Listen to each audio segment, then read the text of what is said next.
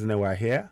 What you're seeing is the first day of President Bola Ahmed Tinubu at work in Abuja. He arrived apparently, and he arrived at the presidential villa for his first day of work, and he received salutes from the quarter guard on his arrival, and he shook all the officials and the government officials now were there. So let's take a look at it. Let's take a look. Let's take a look at it. Let's take a look at it.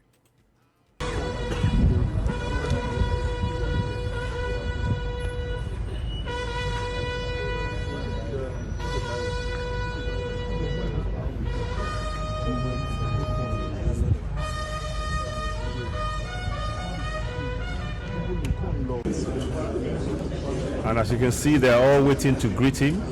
They're all lining up. And one they're all lining to line up. I don't know what the difference is. Go ahead.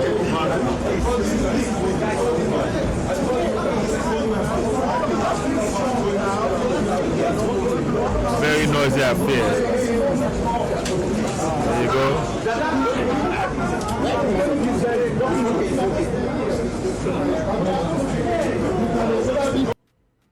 So there you have it.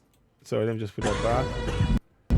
So I'm just gonna put it to the end and just leave it where. So I'm trying to do that. I don't know what has happened there.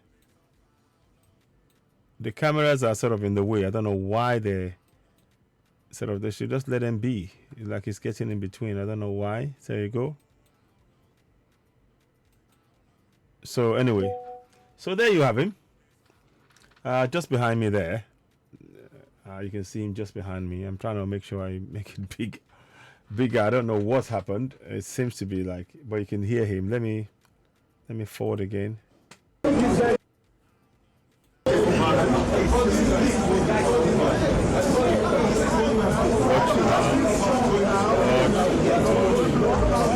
very poor camera angle.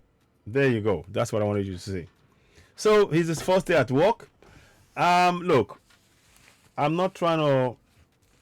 How can I put it?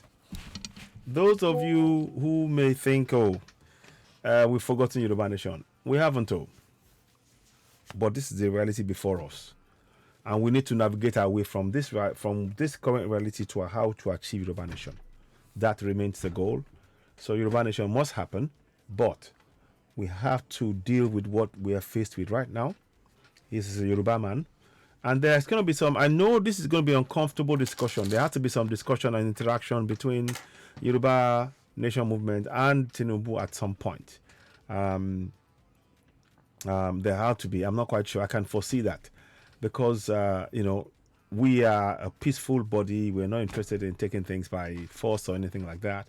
We just want what is best for our people. And I'm sure somewhere in there is a meeting of minds between what we think and what Tinubu thinks. Quite different from him being the president of Nigeria, which he says is non-negotiable. It's absolutely, will exist, whatever, for as long as there's this world, or what to that effect. But what we do need to know is that we as Yoruba people must participate in our governance, to hold the governance to account, to be able to create a better life for the people that we are working for, because Yoruba Nation is about Yoruba people and ensuring they have a better quality of life. And we know the best place you can achieve that is in Yoruba Nation. We are very, very clear about that. But currently what is on ground is Nigeria, and within that we should get as much as we can for our people to make their lives worthwhile, and show them the steps that they can take to hold their governance to account, which is why we keep talking about knowing your rights, and as every opportunity I take to show this to people. Sovereignty belongs to the people of Nigeria, from whom the government through this constitution derives all its powers and authority. The participation by the people in their government shall be ensured in accordance with the provisions of this constitution.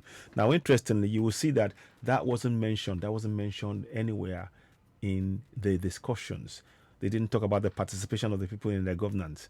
And we have to in that gap, we have to fill that gap, make sure that we let people know. Because in people participating in their governance, they will then go forward themselves without us even prompting them to now go for self-determination. They will demand for self-determination to be inserted into the constitution. And that is that will be a game changer. That is why all of what we're doing now is just trying to talk about what is happening. We're reflecting the news. Yes, congratulations to them, but it's whether or not we want him to be in office. He is in office. Whatever has happened and they've done, and he's in office and he's our president. There's no point in trying to look the other way. That's the reality.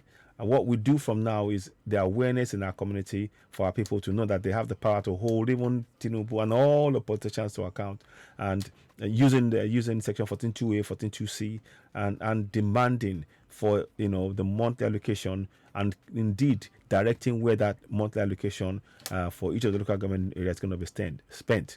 We have to continue to encourage our people to ensure that they participate in the governance and get the elected officials who are going to be in the local government, who are in the local government areas, to bend to the will of the people.